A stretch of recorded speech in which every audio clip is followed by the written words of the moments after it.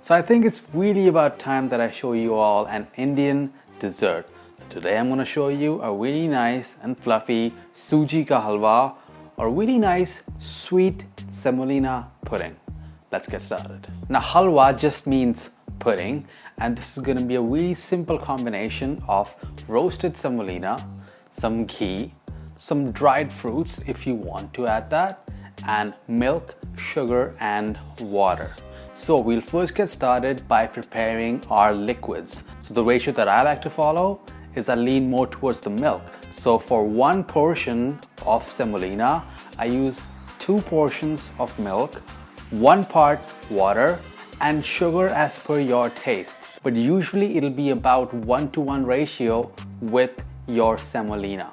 So to get your liquids ready, add your milk, water and sugar onto a pot and just bring that up to a simmer on medium heat. You don't want this to boil because it will have a tendency to boil over, so just keep a close eye as that comes up to a heat. Mix it ever so often and just make sure that nothing gets stuck at the bottom, as that will taint the flavor. As soon as it's warm enough, you can have it on another stove. Just keep that on low heat just to keep that warm. And now let's move over to our semolina. So I have some ghee that I've melted into my big wok here, and we'll be using that to really roast our semolina, and that ghee or clarified butter will add a nice richness to this dessert. So add all of your semolina right in that wok and just mix it really well.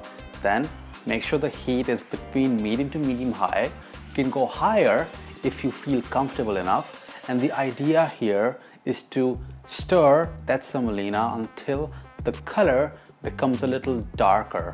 You don't want to go too dark, although you can experiment for sure, but I just like to brown it a little bit. Show some love for halwa by hitting the subscribe button down below, and let's continue cooking. This should take you between 8 to 10 minutes, but it could take longer based on your stove. Now for some additional flavor, you can also add in some ground cardamom right into that semolina and roast that along with the ghee. I'm also gonna add some cashews, but you can feel free to add in almonds if you want, raisins, but I like to stick with just cashews because that's my favorite dried fruit. So continue roasting until the color changes, and I'll see you soon. Now while that is roasting, I'll tell you a quick story. This dish is usually something that we had when we are craving something sweet, and because it's so easy to make, my mom could just make this really quickly, and I personally enjoy it smoking hot, just like right off the pan. And I like my texture to be kind of runny.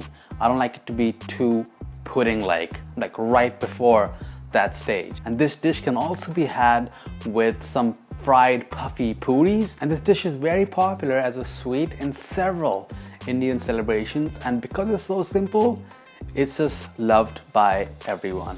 So this color right now, this is perfect for me. It's slightly golden brown. Your pan might be smoking a little bit, but don't be alarmed by that. Just keep stirring, and as soon as the semolina has become brown and roasted, add in your milk and sugar mixture in small batches. Don't add it all at once because that pan is going to be very hot and this milk will splutter and you don't want to burn yourself. So add the milk a bit at a time and just start stirring. Now once that's done, turn down your heat and continue stirring until this mixture becomes thicker. So as that semolina is boiling with that milk, it's going to absorb all those beautiful flavors and become puffy, and that's how the liquid is going to reduce. And at this point, you can taste to see if the sugar is proper. You can decide what texture you like. If you like it runny, you can just turn it off right now, or you can keep cooking if you want it to be a bit drier. Just keep in mind, take it off a bit earlier than when you think it's gonna be ready, because as it sits, it's gonna get a bit thicker. Now you can also refrigerate it because it's also delicious cold. And that's how you make a really delicious, simple Indian dessert. And if people out there have made a risotto before, you'll kind of relate to this recipe because this is kind of like making a super fast risotto. If you want more videos just like this one, or if you want to see more Indian desserts, please let me know in the comment section down below. Be sure to hit subscribe, hit that bell icon, and I'll see you on the next one. Bye guys.